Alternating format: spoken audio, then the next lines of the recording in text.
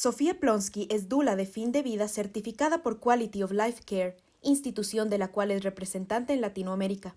Es tanatóloga diplomada por el Instituto Integral de Tanatología en México y coach de duelo y pérdida certificada por The Creative Grief Studio. Su misión es el acompañamiento holístico a pacientes terminales y personas al final de la vida, así como el apoyo integral a sus familiares en procesos de duelo y pérdidas. Trabaja mucho con proyectos de legado, planificación de fin de vida y conduce grupos de apoyo y eventos de capacitación y socialización.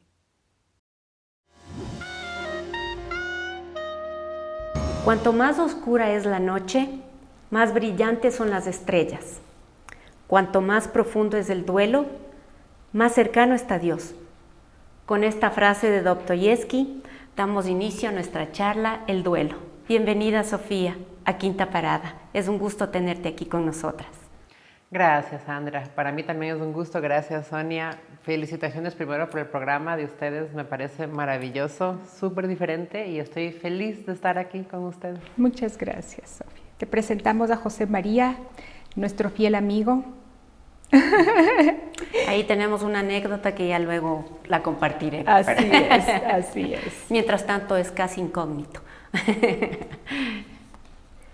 Bueno, acabamos de escuchar en tu reseña que eres tanatóloga, ¿verdad? ¿Qué significa esto?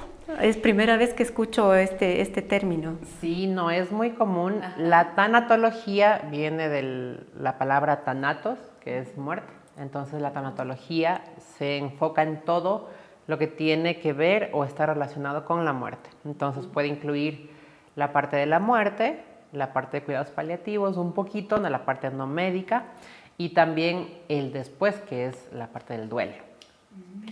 Entonces esa es la parte en la que yo me enfoco. Realmente lo que hago es un poquito muy variado, depende de lo que necesita cada persona y cada familia. Qué lindo. Qué hermoso, qué hermosa ayuda, por supuesto, que cuando uno pasa un momento como estos, necesita contar con alguien. Así es, así es. Sofi, sabemos que eres dula de vida, dula de fin de vida. ¿Qué implica serlo y qué te motivó a tomar esta decisión? La dula de fin de vida. No sé si ustedes han escuchado lo que son las dulas, tal vez han escuchado sobre las dulas de nacimiento.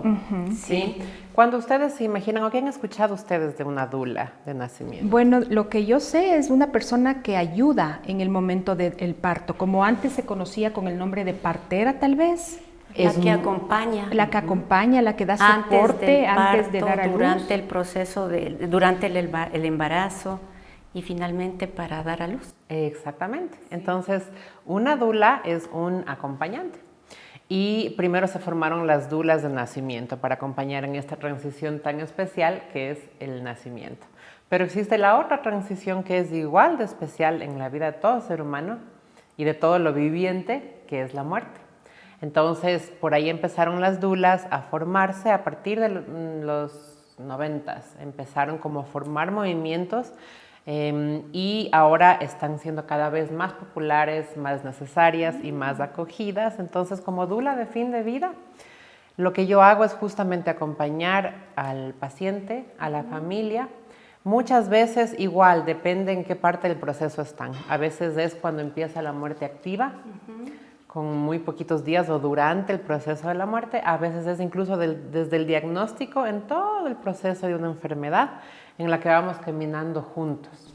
Tanto a la familia como a la persona que está pasando esa enfermedad ya terminal, digámoslo así. Así es. Perfecto, qué lindo. ¿Y cómo qué significó para tu vida hacerte o ser una dula de fin de vida? ¿Qué connotación tiene para ti en la parte emocional? Para mí fue el mayor descubrimiento de mi vida. Ah, no me digas. Y te digo por qué, porque fue cuando descubrí cuál era mi propósito de vida. Yo creo que la clave para encontrar la felicidad dentro de lo que somos como seres humanos, es mi punto de vista, por lo que yo he vivido, es justamente encontrar tu propósito de vida y luego seguirlo. ¿Por dónde va? Y hay un montón de formas en que podemos seguir nuestro propósito. Ustedes, por ejemplo, son comunicadoras, están haciendo este programa de corazón. Están buscando transmitir Así es. conocimiento, sabiduría, temas importantes para que la gente se empape de esto y tenga más curiosidad. Eso va conectado con el propósito de vida de cada una de ustedes. Y es un tema larguísimo, ¿no? Claro. Yo he sido hotelera, he trabajado en turismo toda mi vida, más de 25 años trabajando como ejecutiva hotelera. Todo lo que en mi vida estaba perfecta. Sin embargo, en algún momento me llegó la pregunta de cuál era mi propósito de vida y no supe contestar. Y me quedé en blanco, creo que como 10 minutos, y pensando y decía, ¿y por qué estoy aquí? Estoy trabajando, estoy en lo mejor de mi vida, soy feliz, tengo todo lo que necesito, tengo mi familia, tengo todo, no me falta nada. Y sin embargo me falta algo muy importante, la razón de por qué estoy aquí.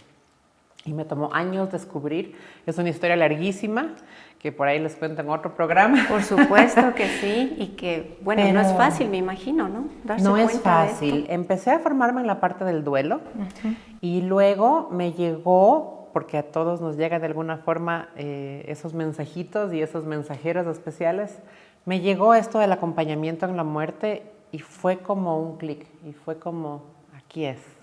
Y empecé a formarme. Y como parte de esto, mi papá enfermó y entonces tuve la oportunidad de poder formarme e ir aprendiendo, mientras también tenía tantas preguntas sobre lo que estábamos pasando con él. Y a la vez, hay algo que yo siempre digo, mi papá fue un gran maestro y fue mi mayor maestro incluso hasta en la muerte. Cuando él murió, también es un tema de otro programa, pero me enseñó tanto. Pero por supuesto, claro que sí, porque ya tú experimentaste ese dolor de la pérdida y pues eso te hace como que más efectiva en la ayuda que tú puedes dar, Así porque es. tú comprendes, tú lo viviste.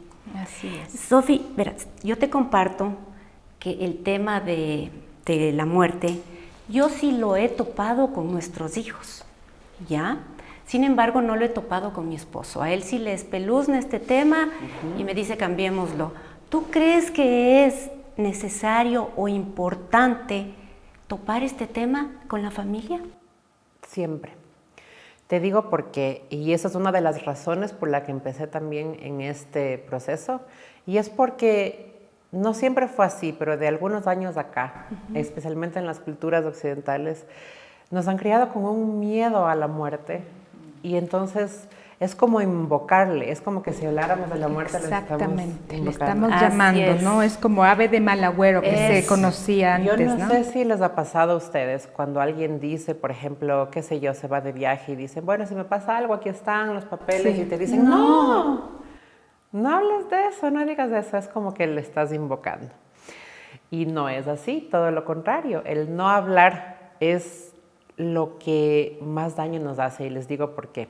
Cuesta, no es fácil. Por supuesto. Y también trabajo mucho en iniciar esas conversaciones difíciles porque no es fácil. Y me encantaría saber cómo abordaste tú con tus hijos el tema de la muerte también. Eso justamente, te iba a decir, no sé si lo hice bien, si lo hice mal, pero lo abordé. Pues un día estábamos en la cocina y les dije, no sé qué estábamos conversando entre otros temas, pero ahí les dije, hijitos, es importante topar este tema. Y mi hija especialmente, no mami, ¿cómo vas a decir? Mi hijo mayor, él sí, como que es más abierto, él lee bastante y él lo aceptó. Y les dije, mis amores, algún momento yo no puedo estar aquí, puedo salir y no puedo regresar. Y es necesario que ustedes estén al tanto de la parte económica, cómo van las finanzas que tengo, seguros. Es importante saberlo. No sé si lo hice bien, no sé si lo hice mal, pero se los dije. Lo hiciste maravillosamente bien y te digo por qué. Toda conversación y todo proceso que se ha hecho desde el corazón y desde el amor jamás puede salir mal.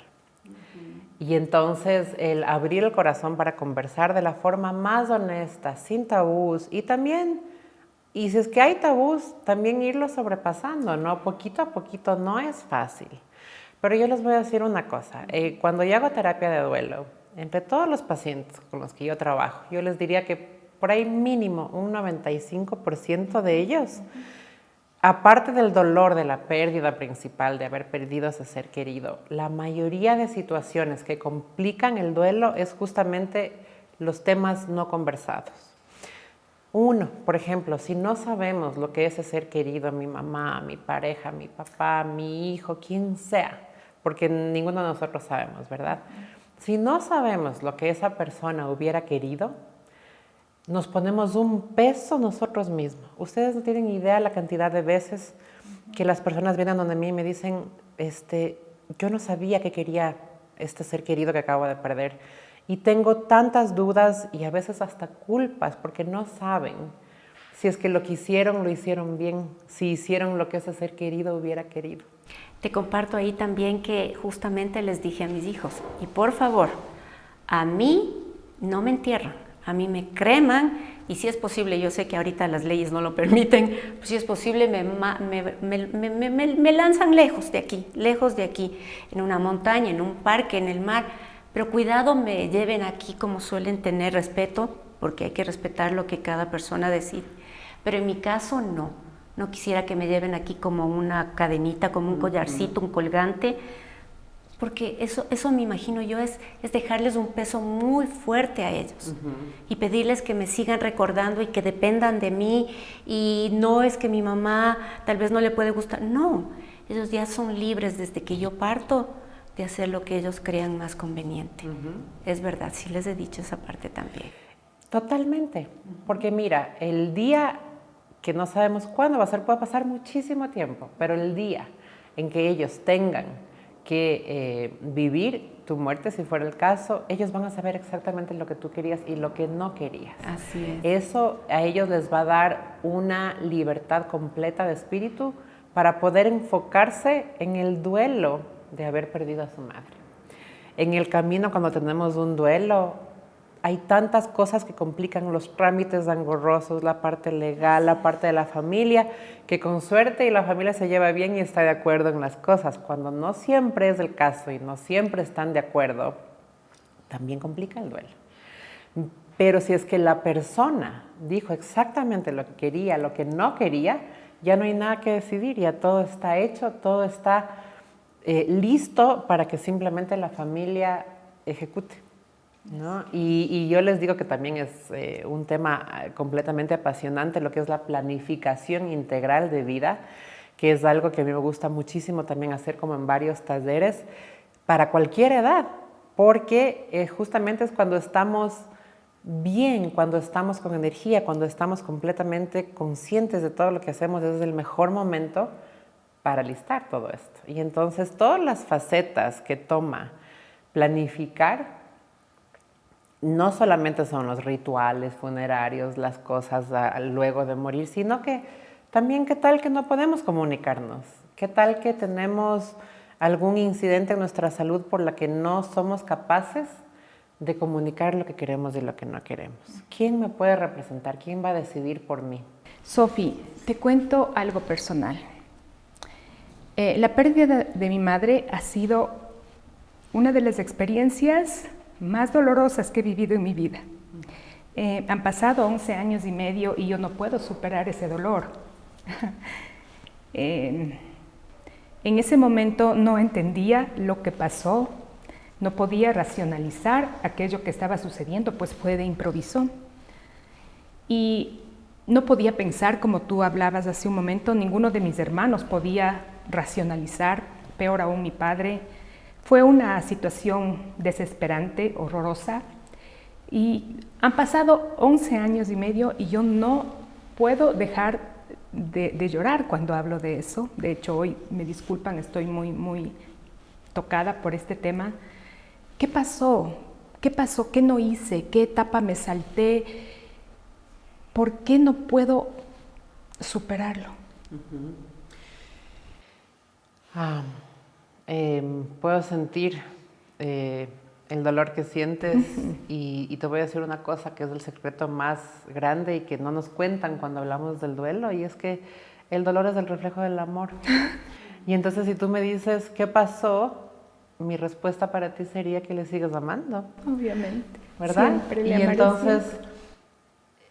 Para responder a esa pregunta que tú me haces y me dices, ¿por qué no lo puedo sobrepasar? Y también te voy a decir la otra respuesta, que es que un duelo nunca se supera.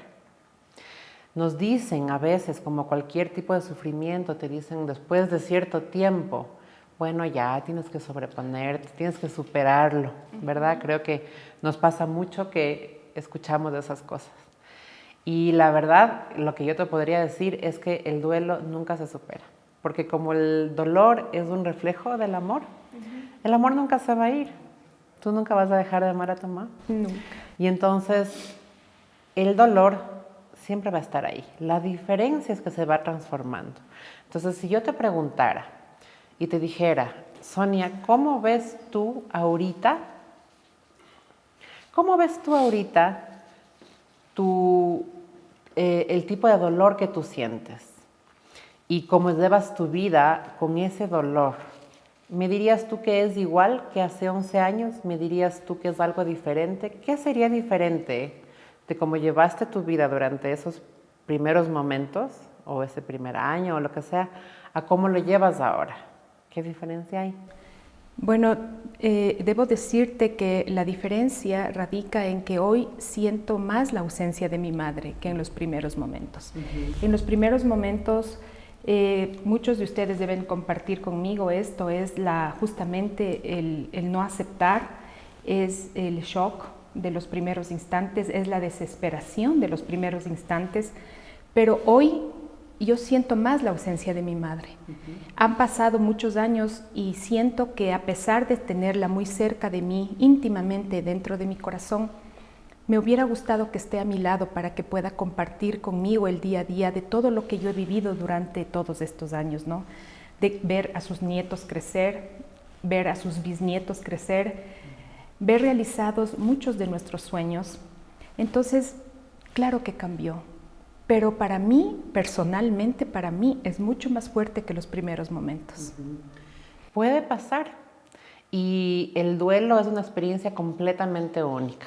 Entonces, eso es otro de los tabús o de los mitos que hay sobre el duelo, y es que te dicen que cierto tiempo tiene que durar el duelo porque si no es algo patológico. Así es. O que si es que no estás bien y fuerte, entonces algo está mal porque no lo estás llevando como se espera que lo lleves, ¿verdad? Entonces, este proceso, que debe ser un proceso comunitario, que debe ser un proceso acompañado, sostenido, el duelo es un proceso que debe ser visto y compartido, pero al final lo que nos pasa por lo general es que se vuelve un proceso muy solitario, porque ya para que no digan nada, para que no nos juzguen, para que digan, bueno, sí lo está haciendo bien, entonces lo que hago es callarme y pretendo que todo está perfecto y que todo está muy bien, y que en mis momentos cuando estoy sola, entonces ahí me desahogo.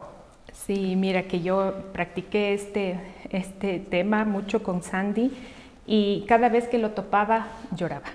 Y decía, bueno, prefiero llorar ahora y no llorar en el día del programa. Y mírenme, aquí estoy llorando, ofrezco disculpas, por favor, realmente lo lamento. Y te digo otra cosa, porque en el camino, y yo creo que de eso se trata esta conversación, es de que vayamos cortando estos paradigmas.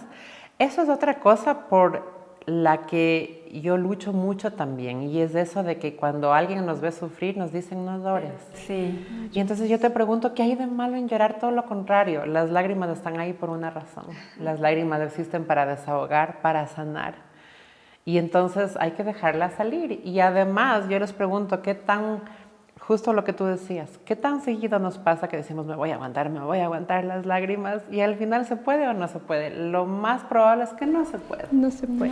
Entonces, ¿para qué lucharle? Mientras más le luchamos a una emoción y a esas lágrimas, que incluyen todas las emociones que motivan a querer derramar esas lágrimas, mientras más luchamos contra esas emociones que no nos gusta sentir, más grandes se van a volver. Por supuesto, y más bien te agradecemos que seas honesta, que seas sincera contigo misma, y que eso sirva de ejemplo para nuestros amigos, que cuando necesitamos llorar o queremos llorar, lloremos. No importa el lugar, no importa el momento, pues creo que esto de expresar el dolor es muy importante, Sonita, así es que cuenta con nosotros. Además, es un principio, yo voy como soltando los principios importantes de este tema del duelo. Para mí es muy importante siempre que nos sintamos con ese permiso de llorar. Así es. Que nos permitamos llorar y que creemos un ambiente saludable y sano y sobre todo protegido para poder llorar, en el que no nos sintamos, ay, es que no quiero llorar porque qué van a decir, qué van a pensar. No, está bien, y además eso empieza de uno. Si es que yo me doy permiso de llorar, si es que yo lloro incluso delante de otros, les estoy dando permiso a los otros a que también se sientan en libertad de hacer lo mismo.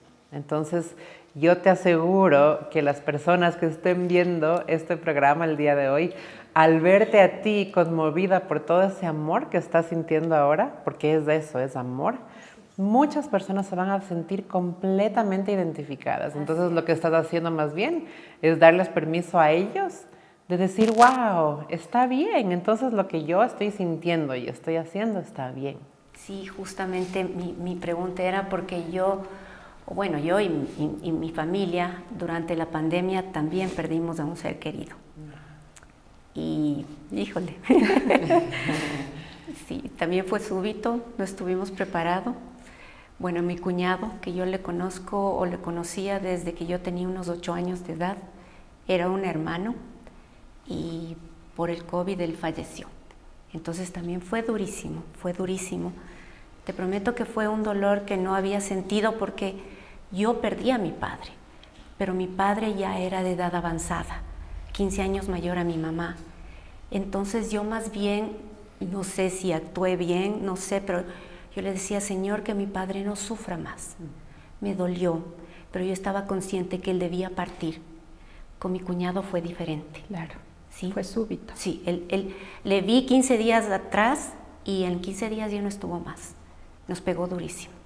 Y por supuesto que había personas que me decían, o sea, yo sentía como que me decían, que ya lloraste 3 días, sigue adelante. Y decía, o sea, no, y creo que se preguntaban y decían, no puedo entender cómo una persona llora por un cuñado tanto. Yo juzgo que las personas se cuestionaban o se preguntaban, porque era raro. No, yo me iba en llanto. Me pegó muchísimo. Recuerdo Entonces, que estabas muy golpeada, realmente muy, muy golpeada. Sí, les pedí que no me llamen a dar el pésame porque no podía hablar. Ese día me pasé llorando, yo creo que unas 4 o 5 horas seguidas. Fue un golpe muy, muy, muy duro. ¿Cómo hacer entonces? O sea, porque yo pienso que para las personas es algo como incomprensible, no sé si estoy pensando bien o mal. Y te dicen, pero ya pasó, sigue adelante, sigue con tu camino, ya él está descansando en paz y tú pues continúa con tu vida. Hay diferentes razones por las que pasa eso. La primera y la más importante que yo te diría es porque como seres humanos nos incomoda ver a otro ser humano sufrir. Entonces queremos de alguna forma arreglar, queremos de alguna forma que pase ese sufrimiento. Y tampoco nos gustan los silencios, ni los momentos incómodos. Entonces, si es que veo a alguien que no está bien, y eso es para cualquier tipo de sufrimiento, no solo para una pérdida, sino para cualquier momento en que alguien la está pasando mal, y yo estoy como, ¿y ahora qué digo? ¿Y ahora qué hago? Es tan incómodo. Entonces, es primero quitar esa incomodidad. Segundo, saber que está bien, si es que esa persona no está pasándola bien en ese momento, le dejo. Y tercero, es el también repetir los paradigmas. Como con eso hemos aprendido, como eso hemos vivido desde que éramos niños, entendemos que esa es la forma correcta en que debe ser. Pero por otro lado estamos acallando las emociones, no las estamos dejando salir y lo único que estamos haciendo es lograr que se haga una montaña dentro nuestro que lo único que va a hacer es que en algún momento salga y sale en forma de frustración, de ira, de resentimiento, sale en forma de enfermedades y de muchas otras cosas. Mientras que si le lloramos, si le expresamos, si nos damos el tiempo de sanar correctamente, ahí va a ser mucho. Entonces esto quiere decir que nosotros desde nuestro dolor tampoco podemos juzgar a la persona que nos dice, ya, tranquila, ya pasó. No porque ella podemos. también lo está haciendo desde su corazón. Desde su corazón. Y ella piensa que es la manera correcta en que te debe dar ánimos. Desde que te su debe buen dar, entender. Así por mismo supuesto. es. Y mira que es súper interesante porque dentro de lo que yo hago al principio, cuando yo empiezo a trabajar con alguien en terapia de duelo, y lo primero que hago es hacer varias preguntas para entender en dónde está esa persona con sus creencias sobre el duelo. ¿Cómo crees tú que es la forma? Porque creemos que hay una forma correcta o incorrecta de vivir un duelo. No hay. Es lo que está bien para mí, lo que a mí me hace bien, ¿verdad? Entonces yo pregunto para entender en qué parte de ese duelo está, qué escucha de la gente, qué le dice la gente, qué le sienta bien, qué le sienta mal. Y por supuesto que se repite el patrón de las cosas que nos han enseñado a decir que no siempre nos hacen bien. Así es.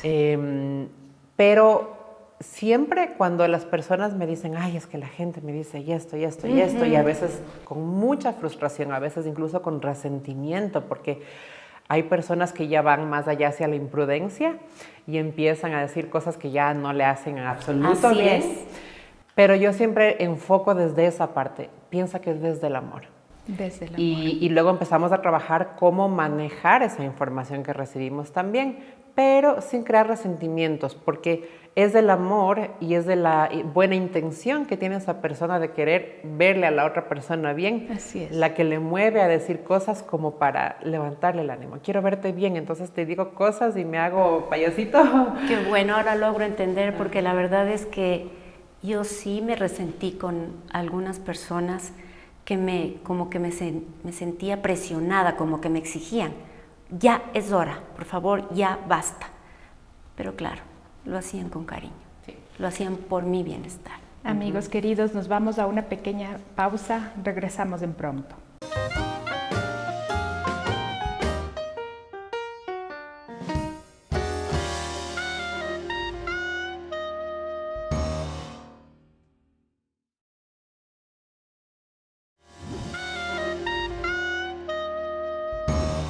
Hola amigos, regresamos con Sofía Plonsky, quien nos está comentando sobre el duelo.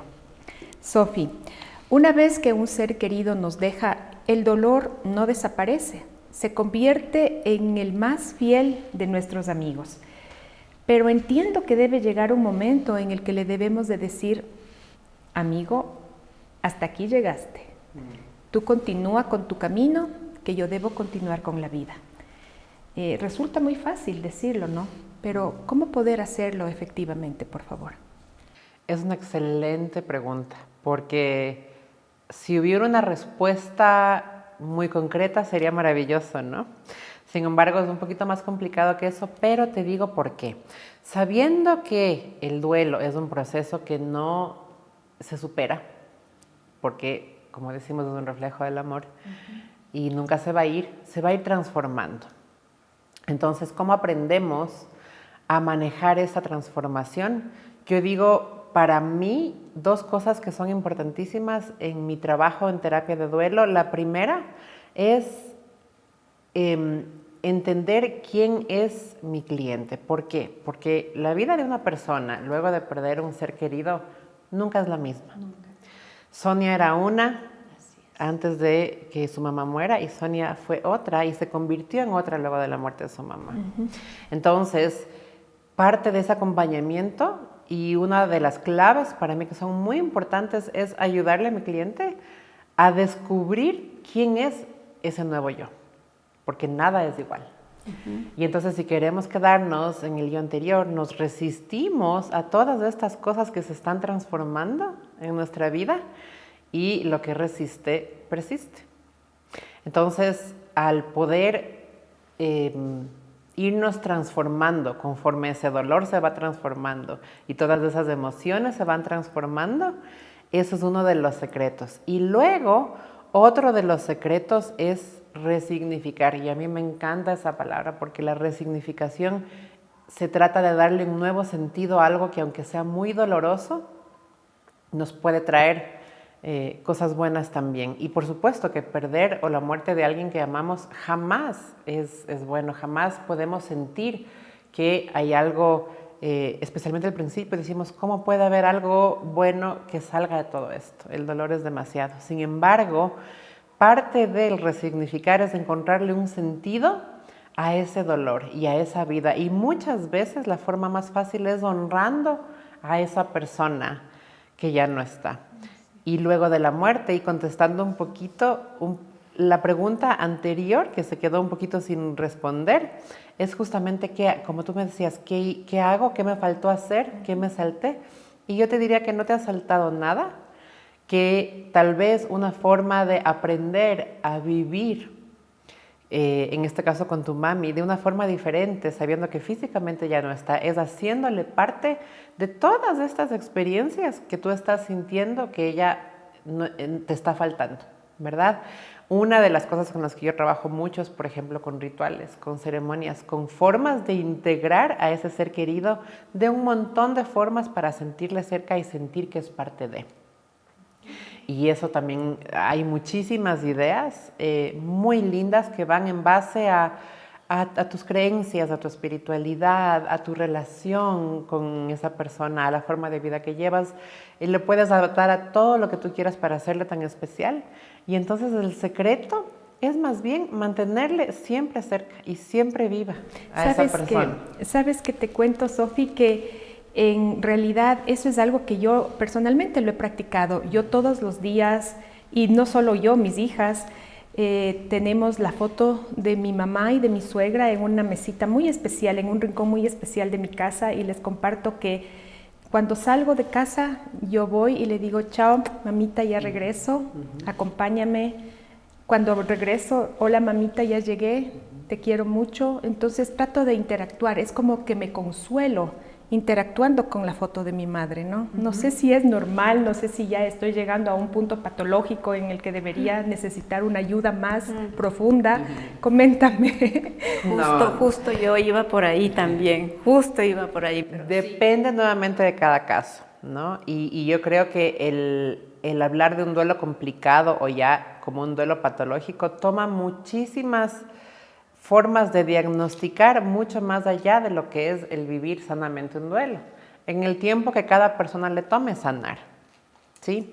Pero es completamente normal y nuevamente lo que estás haciendo de tenerle cerca, de recordarle, de tenerle presente, es una de las mejores cosas que podemos hacer. En las formas en las que yo trabajo en terapia de duelo, justamente se trata de mantener viva la presencia de esa persona por medio de un montón de cosas. Y el resignificar, por lo general, significa también honrar a esa persona. ¿Qué quiero yo hacer? ¿Qué era importante para esa persona? ¿Qué me dejó de legado que quiero mantener vivo? Y por medio de eso, sentir a ese ser querido todavía en mí, siempre. Entonces yo te hablaba de una analogía que yo utilizo mucho, que es para mí la mejor forma de entender cómo funciona esto del duelo y como de relacionarle a cada persona, ¿no?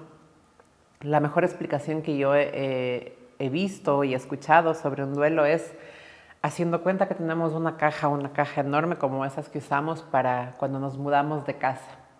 Y entonces dentro de la caja, esa caja somos cada uno de nosotros. Esa caja soy yo, es mi vida. Y dentro de la caja hay una pelota como esas pelotas de pilates gigantescas, ¿verdad? Esa pelota de pilates en un principio está ocupando toda la caja. Es casi como que entró, pero así con las justas, ¿verdad? Y esa pelota es la pérdida de alguien. Entonces, en esa caja hay un botón que es el sufrimiento. Al principio del duelo, la caja está tan apretujada por esa bola que es el sufrimiento que el mínimo movimiento, la mínima cosa que pase, la bola aplasta el botón y aplasta el botón. Entonces nos duele y nos duele y nos duele una y otra vez muchísimo, ¿sí? Conforme va pasando el tiempo, esa pelota es como que se fuera desinflando.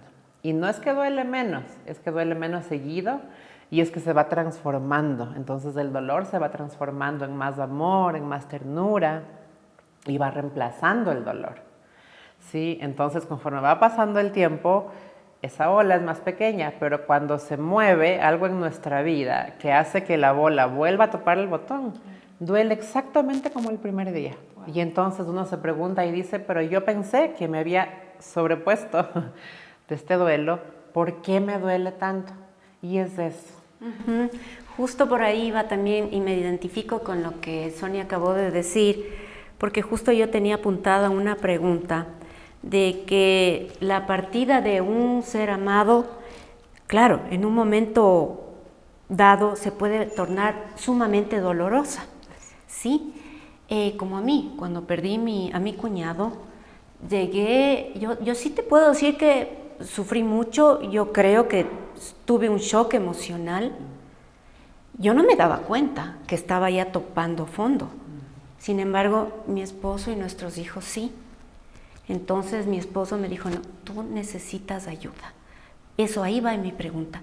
¿Cómo saber, cómo darnos cuenta cuando necesitamos ayuda o tiene que ser una tercera persona la que nos diga y nos tienda una mano? Excelente pregunta también. ¿Cómo podemos saber? Primero que nada, cuando se trata de alguien querido, en este caso tu esposo que te conoce tanto, solamente por energía vas a ver cuando tú no estás 100% bien, ¿verdad? Eso es un primer indicador, pero conociendo que un duelo puede ser muy doloroso, que nos va a pasar todo este tipo de cosas de las que estamos hablando hoy, especialmente al principio, ¿cómo podemos darnos cuenta si es que ese duelo se está complicando o si es que necesitamos un poquito más de ayuda?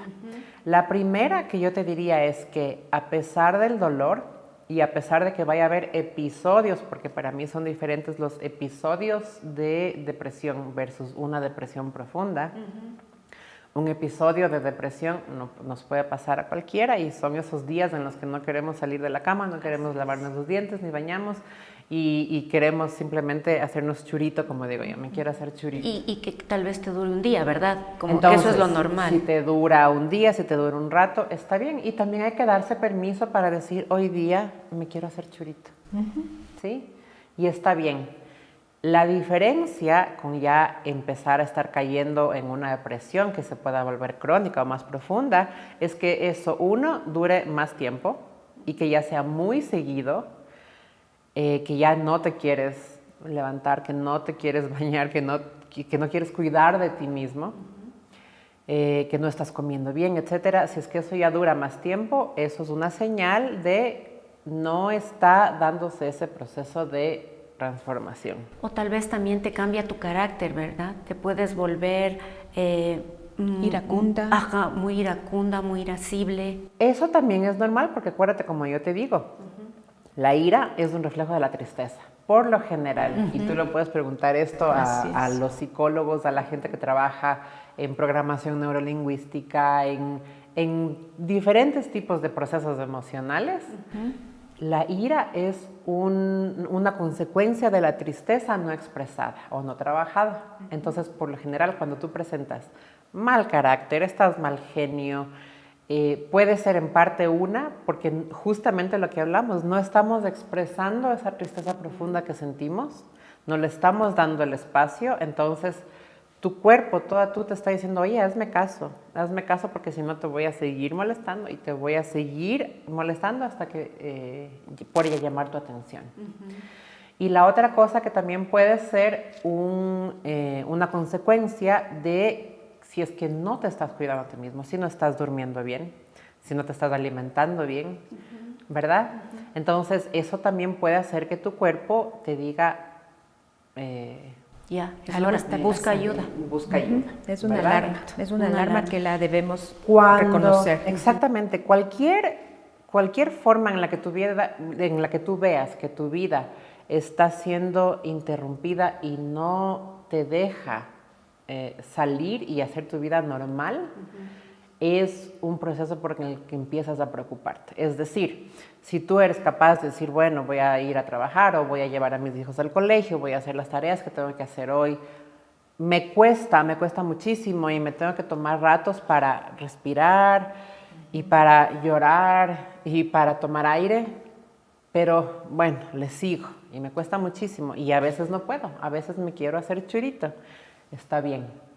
Si es que ya hay un tiempo determinado en el que tú ves o tú sientes que no estás pudiendo seguir ese camino y que te estás quedando ahí atorada, entonces ese es el momento de decir, ok, Creo que necesito a alguien que me ayude por lo menos a entender esto mejor, que me ayude que me acompañe, que me guíe.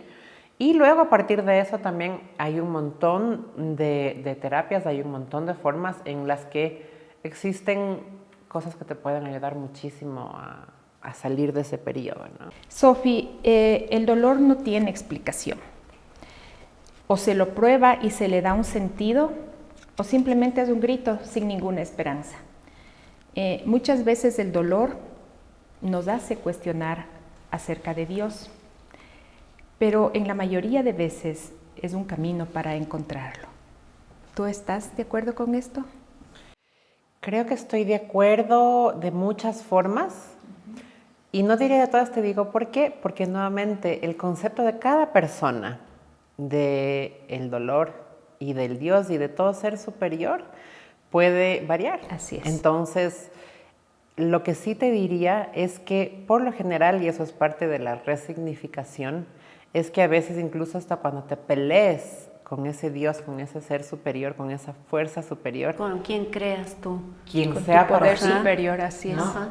Durante un duelo podemos cuestionar hasta eso. Y está bien.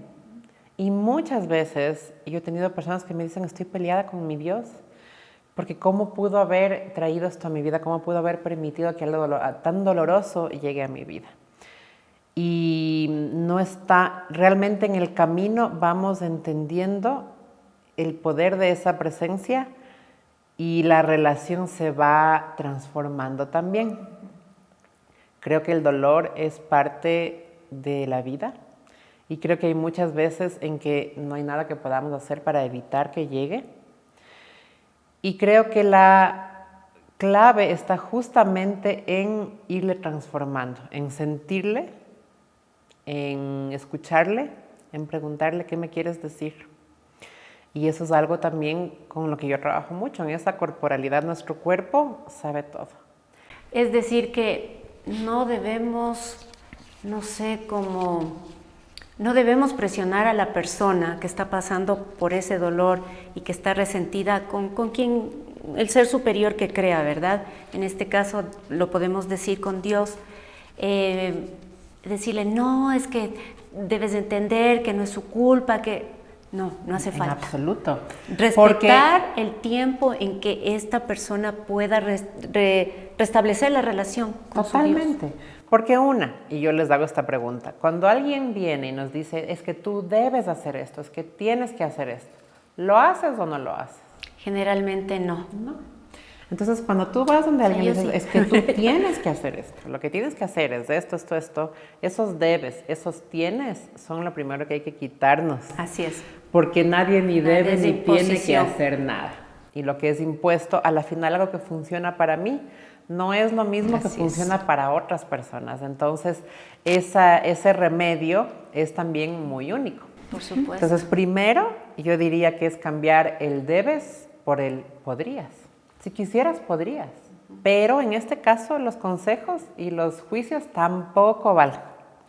Entonces, es dejar y más bien reconocer esa emoción. Cuando alguien a mí me dice, es que me alejé completamente de Dios y para mí Dios cambió totalmente mi visión por esto y esto y esto, y le digo, está bien porque hay una razón muy importante por la que tú te estás cuestionando esto y está bien. En algún momento hay que ver si se transforma, qué sale de ahí, hay que tener mucha curiosidad y explorar mucho por dónde sale, pero hay que dar la bienvenida a todo lo que va llegando. Así es. Cuando una persona pierde al esposo o a la esposa y rehace su vida al poco tiempo, resulta inexplicable, especialmente para los hijos, ¿verdad? ¿Es esto algo desleal para con la persona que partió? ¿El rehacer casi de inmediato la vida del que queda? En absoluto. Ahora, yo te diría que ahí también va eso muy ligado a las creencias que tiene cada persona y a las tradiciones. Porque mi creencia puede decirme que para mí está bien, en el tiempo que esté bien para cada persona, rehacer su vida. Hay gente que en algún momento lo hará muy rápido, hay gente que se demorará más y habrá personas que no lo hacen nunca, porque su creencia dice que eso es lo que debe ser. Entonces, respetando mucho las creencias de cada persona, yo lo que trabajaría en ese momento es entender junto a esa persona si es que está contenta con esa creencia, si es que está contenta con esa forma de hacer las cosas. Porque si es que es algo que le hace bien y esa persona está feliz, Adelante. ¿está bien? Adelante. Sí, para la persona. Pero ¿qué pasa con los hijos, con la familia que deja? Y que, por ejemplo, de súbito estoy con una nueva relación. A uno le impacta, ¿verdad? Por supuesto. O sea, es algo como que difícil de entender, difícil de comprender. Yo lo que te diría es que trabajaría como familia en ir aceptando lo que está pasando. Primero, hablar con mucha honestidad, sin misterios, sin esconder, sin querer disfrazar las cosas. Y luego también respetando los tiempos de cada uno de los miembros de la familia. Porque nuevamente los tiempos del duelo de cada persona son diferentes y la forma de hacer el duelo también. Entonces, como yo hago mi duelo, no va a ser nunca igual al de mi hija mayor, mi hijo menor, el de la mitad, o el de la mamá o el papá, etcétera, ¿verdad? Entonces, si yo entiendo en qué parte de ese duelo está cada una de esas, en este caso hablamos de los hijos, puedo ir trabajando para que ellos vayan también de alguna forma aceptando las decisiones que yo como padre, como madre quiero tomar y también haciendo el espacio y nunca dejar de darle espacio a esa persona que ya no está, ¿no? Es decir, mientras más presente le tenemos, y ahí va justo lo que decíamos hace un momento, mientras más presente está esa persona, entonces mientras más le integramos, los chicos también de alguna forma se les va a hacer más fácil no sentir que alguien le está reemplazando a mi papá, a mi mamá, sino que es algo completamente diferente. Pero muchas veces es que es muy pronto, yo te diría que sí aconsejaría un poquito de acompañamiento solamente para asegurarnos que todos los miembros de la familia estén bien con eso, porque de lo contrario puede causar un baldazo de agua fría, ¿verdad? Y sobre todo causar emociones retenidas, que en el futuro les afecte a esos chicos. Claro, totalmente. Sofi, en algunos casos hemos sido criados con el pensamiento de que los hombres no deben llorar. Y cuando ellos pierden a su esposa, por ejemplo, a su madre o a uno de sus hijos, a más del peso del duelo, se les carga uno adicional que es: tú eres el padre de la familia y debes dar soporte emocional al resto. Y no nos estamos dando cuenta que ellos también son seres humanos, con las mismas emociones, con las mismas necesidades de expresar sus sentimientos, ¿verdad? Totalmente, y yo lucho con eso todos los días, porque desgraciadamente no sé quién se inventó en algún momento de la historia ese gran paradigma que es el de que los hombres no lloran. Así es. Pero los pesos que les cargamos a los hombres, y te digo, no solamente a los hombres, muchas veces, no sé si a ustedes les ha pasado eso, a mí me ha pasado y he luchado mucho con eso en mi vida, el sentirme, es que soy la fuerte, es que yo puedo con todo, es que yo no me puedo derrumbar, porque si yo me derrumbo entonces alrededor y me siento súper y es lo maravilla. que nos suelen decir. Exactamente. Nos suelen decir eso. de ti depende que en tu casa estén bien, tienes que ser fuerte para tus hijos, tienes que ser fuerte. Y entonces uno... El peso que uno carga, y te voy a decir una cosa especialmente en los hombres que son quienes más peso tienen, por eres la base de la familia, eres el fuerte, la cabeza, eres el que debe proteger, entonces no puedes llorar con tus hijos y no les puedes demostrar que estás... que eres vulnerable. Que eres vulnerable. Exactamente. Es como una señal de debilidad. Así es. Entonces yo siempre les devuelvo esa pregunta, ¿y cómo sería llorar con ellos? ¿Qué pasaría? Y por lo general... esa persona se queda viendo al piso o al techo sin tener respuesta. ¡Wow! Nunca me había preguntado eso. ¿Por qué? Porque al nosotros llorar y dejarnos ver vulnerables, les estamos dando permiso a ellos de que también puedan sentirse bien con su vulnerabilidad, de que también puedan sentirse bien derramando lágrimas. Y todo lo contrario, en vez de presentar esa coraza tan grande que tenemos, eso nos va a unir más como familia, porque nuevamente entre una familia, entre un padre, una madre, un hijo, hay un lazo demasiado fuerte. Hay una energía que yo les pregunto a ustedes que son mamás, cuando les pasa algo a uno de sus hijos, aunque no les digan una palabra, ¿ustedes son capaces de sentir que algo no está bien? Totalmente. Por supuesto. Totalmente, sí. Así ¿A es. quién le atribuyen eso? Al instinto, Al instinto. al amor maternal, justamente. Así es. Al sexto sentido que dicen que todas las madres tenemos y que yo personalmente creo que es verdad. Sí, ¿ves? Sí. Sonita ya nos dio esas pautas, perfecto, de acuerdo. Sí, ¿Ves? como madre uno desarrolla Así el es. sexto sentido y todo lo demás, o sea, no hace falta que te digan cómo se sienten o qué pasó, que uno ya se da cuenta. Uno se da cuenta sin que digan una sola palabra. Así es. Lo mismo pasa al revés. Los hijos tienen esa misma conexión con los padres. Entonces, yo les digo, digamos que estoy fuerte y que me guardo todo y que nadie me ve débil ni vulnerable. ¿Ustedes creen que los hijos no se dan cuenta? Sí. Que ese papá, que esa mamá no está bien. Por supuesto. Los van a sentir. Entonces, ¿cuál es la diferencia de andar todo peleándole a las emociones y sintiendo que no puedo derrumbarme porque todas estas creencias? Cuando nuestros hijos de todas formas saben que estamos sufriendo, entonces más bien es mucho más fácil, es más sanador y es más familiar. Te ayuda a unirte como familia el decir, ¿saben qué, chicos? Hoy estoy triste. Y les digo una cosa, les quiero contar cómo me siento. Obviamente en un lenguaje que vaya de acuerdo a la edad de los chicos. Hay cosas que no está correcto decirles completamente de frente o que no se deban tocar todavía, pero en un lenguaje que, como les decía al principio, lo que se hace desde el corazón jamás puede salir mal. Si lo hago desde el amor, si lo hago desde el corazón, enfocándome en la edad de los chicos, pero hablando desde mi interior, con amor, diciéndoles, ¿saben qué, chicos? Les quiero contar cómo me estoy sintiendo yo. Me estoy sintiendo así, esto me pasa, siento lo de aquí, siento lo de allá. Y quisiera un ratito que ustedes sepan por qué me siento así. Cuando hablamos con honestidad y abiertamente, los chicos nuevamente automáticamente tienen el permiso de decir cómo ellos también se sienten y luego también de hacer preguntas y de que sean contestadas. Chicos, ¿tienen alguna pregunta? ¿Quieren saber algo más? Hay algo que entonces es estar muy atentos y con mucha curiosidad a lo que ellos nos tienen que decir también.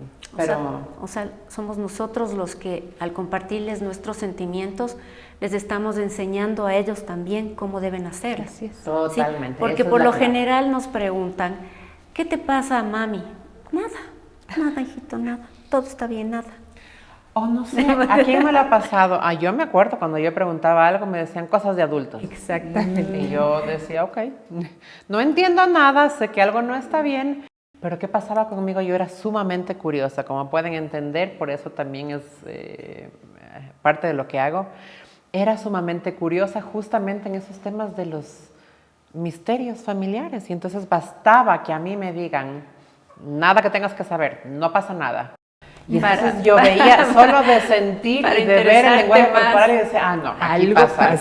Hay gato encerrado. Y entonces estaba hasta descubrir qué es lo que estaba pasando. Entonces más bien estamos empujándoles a los chicos a que quieran descubrir qué pasa. Por supuesto. Y que al final se enteren de cosas que no son reales o que se enteren de una forma que no les va a hacer bien mientras pueden escuchar todo de nosotros. Sofi, en el caso de una pareja joven cuyo embarazo no haya llegado a su culmino por una u otra razón, sin embargo tienen a un bebé pequeño en casa, ¿cómo le deberían explicar al hermanito pequeño que el bebé lamentablemente murió para que él lo acepte de una manera natural?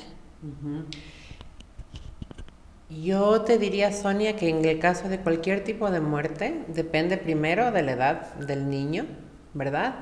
Debemos usar, lo que yo más recomiendo es usar un lenguaje natural y a la vez honesto y que vaya de la mano de lo que ese niño a su edad puede procesar. Es decir, usar el lenguaje apropiado para la edad del niño. En cualquier tipo de muerte, lo que yo te diría es que es mejor hablar con honestidad, es decir, no usar simbolismos, por ejemplo, como a veces solemos usar de se quedó dormidito, de no va a volver, sino que utilizar la palabra muerte. Los niños tienen el concepto de muerte, si bien va cambiando de acuerdo a su edad, pero también la muerte es algo con lo que se puede ir haciendo amiga. y no lo necesitamos disfrazar. Podemos usar mucho, por ejemplo, cuentos, metáforas, usar los ejemplos de la naturaleza, como por ejemplo la planta. Decíamos, ¿te acuerdas, mi amor, esta planta cuando tenía esa flor blanca tan hermosa la semana pasada? ¿Te acuerdas que se fue muriendo hasta que se murió y mira, ya no está? Lo mismo pasa cuando muere un bebé como el que estaba en mi barriguita y que no va a nacer porque murió. ¿Tienes alguna pregunta? ¿Qué te gustaría saber? ¿Qué quieres que te responda? Responder todas las preguntas que tenga y hacerlo desde el corazón y con amor. Muchísimas gracias. Ya para ir cerrando este programa tan lindo, yo quisiera preguntarte, cuando uno pierde a uno de sus padres, ¿pierde el rol de hijo también? ¿Por qué y cómo se da esto? Claro que sí. Cuando tenemos una pérdida principal, esto es sumamente interesante, Sandra, porque esto es otra cosa que tampoco nadie nos explica. Y resulta que cuando perdemos a algún ser querido, a partir de esa pérdida principal ocurren muchas pérdidas secundarias, que son parte de nuestro dolor y parte de nuestro proceso de duelo.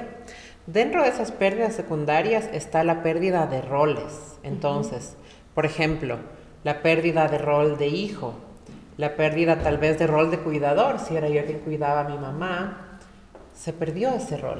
La pérdida de visión al futuro, como hablábamos, extraño que mi mamá no vaya a estar o no esté en todas estas cosas que van a pasar en el futuro. Hay un montón de pérdidas secundarias, entonces el perder el rol de hijo, por supuesto que es una segunda pérdida a partir de la principal. Doloroso, por supuesto, porque ya no tienes a tu madre con quien compartir, ¿verdad? O a tu padre o a la persona que estaba cerca de ti. Yo tengo una pregunta que seguramente muchos de los amigos que nos están escuchando y viendo concordarán conmigo. Vestirse de negro durante el proceso de luto no significa seguir una tradición o una costumbre. En mi caso personal, ese era el color con el que yo me identificaba o mi estado de ánimo se identificaba. Yo hice un duelo riguroso, no por llevar, como dije anteriormente, una costumbre, sino porque mi estado de ánimo así lo sentía. Yo lo reflejaba, la tristeza tan profunda, con el negro. Para mí no existía ningún otro color. Sin embargo, y yo respeto mucho, hay personas que dicen, bueno, el duelo no se lo lleva en la ropa, se lo lleva en el corazón. Estoy completamente de acuerdo y respeto también esa posición. ¿Tú qué me comentas al respecto, Sofi? Sonia, lo que yo te diría es que, nuevamente, como hablamos, es algo muy personal. Y en esto del duelo también tiene que ver muchas veces las tradiciones. Las tradiciones con las que hemos crecido, la familia, las creencias, lo que hemos escuchado, lo que hemos visto. Entonces, si es que yo creo que es correcto usar negro durante X tiempo determinado y siento que eso de alguna forma me va a ayudar en mi proceso de duelo, en el reflejar ante otros que estoy sufriendo, porque acuérdense que el proceso de duelo es un proceso en comunidad y es un proceso para ser visto y para que haya testigos de ese sufrimiento que estoy llevando también, para dejarme sostener de alguna forma. Entonces, eso, si es que eso me ayuda, entonces está bien. Si es que ya deja de ser funcional y deja de ser bueno para mí, entonces ahí hay que preguntarse, bueno, ¿qué de bueno me está trayendo esto y cuándo debería cambiarlo? Es igual que el listón negro, es igual que las fotos de perfil que ahora usamos las redes sociales. Todos hemos visto que ahora se usa en redes sociales el poner un color negro, el poner un listón. Y eso es una señal para que la gente que nos ve en redes o que nos ve en esos medios pueda decir, ¿qué pasó? O que se entere de ese dolor. Es más o menos el mismo concepto. Lo que tú dices sobre los colores es muy interesante porque todo va de acuerdo al ánimo. Y es algo tan simple como que si nos ponemos a ver en los países donde existen 4 estaciones, o incluso aquí mismo nos suele pasar cuando hace frío o hace calor, la ropa que nos ponemos cuando hace muchísimo frío tiende a ser ropa más oscurita, ropa más neutra, ropa mucho más bajita. Guarda el... Cuando estamos contentos, cuando está el verano, cuando hace sol, nos ponemos colores mucho más prendidos. Y eso hace la diferencia. Es nuestro estado de ánimo. Qué interesante. O sea que depende de nosotros, o debemos darnos cuenta, mejor dicho, cuando ya nuestra salud tal vez está siendo afectada por el color, o no creo que afecte el color negro. No. Perfecto, perfecto. Sofi, te agradecemos. Hemos llegado al final de esta conversación tan importante, tan enriquecedora como es el duelo. Y vamos a despedirnos con esta frase de Alfredo Machado.